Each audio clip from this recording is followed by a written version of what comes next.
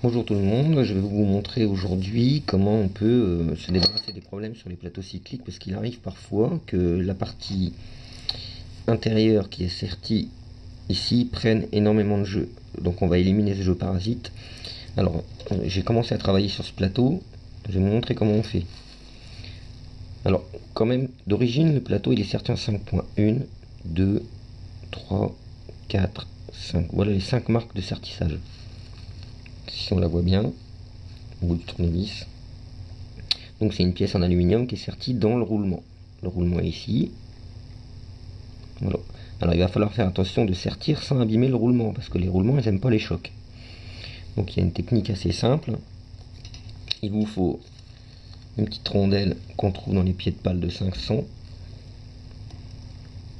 Il vous faut un tournevis plat, en bon état. Il faut absolument que le bout du tournevis soit en bon état.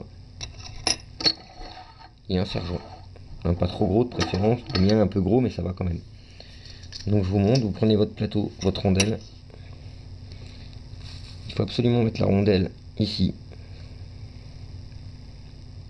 de manière à ce que lorsqu'on va frapper, la rondelle appuie bien sur la partie qu'on frappe et pas sur la rotule, sinon on abîme la pièce en plastique à l'intérieur. Donc voilà, on met ça comme ça.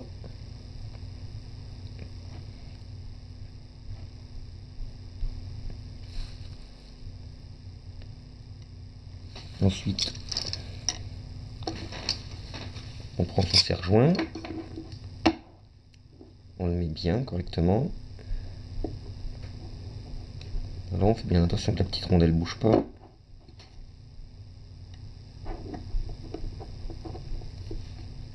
Voilà, on serre, pas trop fort, ça sert à rien du tout de serrer fort.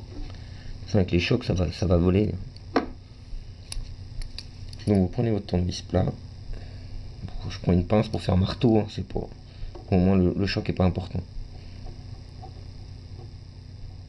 Donc voilà, vous mettez votre tournevis un petit peu en biais et vous mettez un micro-choc. Tac. Et vous faites ça sur tout le tour.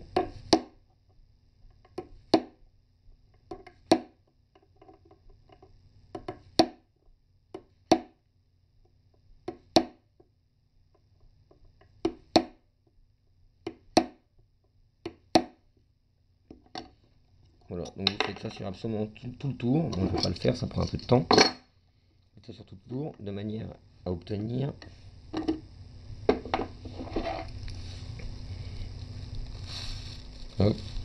comme ici. Donc vous avez frappé la matière, et la matière, en fait, on a resserti le roulement comme il faut. Et on fait ça sur tout le tour. Voilà.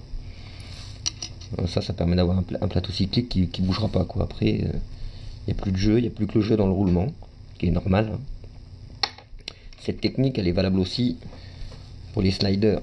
Les sliders, la pièce en bronze, avec le temps, elle a tendance à prendre du jeu entre cette pièce-ci et cette pièce-ci. Donc la technique est la même, sauf que là, vous mettez un appui directement sur la bague en bronze. Vous mettez en appui et puis vous mettez des micro-chocs pareil. Tac, micro-choc, micro-choc, micro-choc. Vous en faites plusieurs. Alors là c'est pas facile hein, parce que c'est tout petit, c'est petit. Alors vous en faites partout et vous avez rattrapé le jeu qu'il y a entre. Vous avez bien resserti cette partie en alu avec la partie en bronze. Voilà. Bon, évidemment, si le roulement du slider il est usé, c'est pas la peine. Hein. Faut changer le slider. Hein. Ou changer le roulement, hein, ou changer simplement le roulement. Mais bon, on a quand même cette pièce qui a tendance à s'user hein, avec le temps. Donc, voilà, petit conseil mécanique. Comme ça, vous allez avoir un plateau cyclique et un anti-couple sur votre 450 qui va fonctionner correctement. Pour le plateau cyclique, c'est valable aussi pour les 500, évidemment. Hein, et encore plus pour les 500, parce qu'ils ont plus tendance à prendre du jeu. Voilà, à bientôt.